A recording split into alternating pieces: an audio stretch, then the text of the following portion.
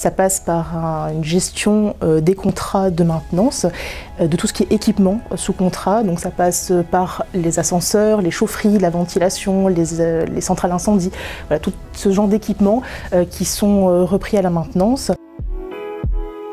Au logement bruxellois, on a un peu plus de 4000 logements assez diversifiés, aussi bien des petits ensembles que des grands ensembles, des nouvelles constructions avec des techniques spéciales qui nécessitent une certaine gestion. Au vu de cela et de notre expertise, il devenait vraiment nécessaire de créer une cellule Facility Management.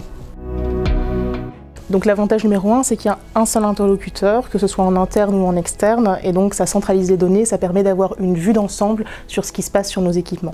Le deuxième avantage, on a une communication extrêmement proactive, que ce soit en interne, pour tenir au courant les différents collègues de ce qui se passe, qu'en externe pour le locataire. Donc ça permet d'être mieux informé de ce qui se passe.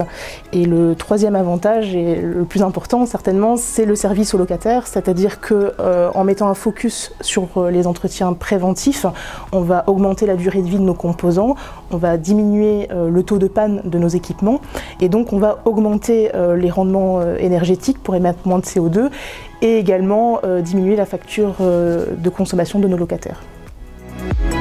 Finalement, c'est gérer en permanence de l'inattendu et donc être un vrai couteau suisse parce qu'il faut être créatif en permanence pour trouver des solutions et être orienté solutions.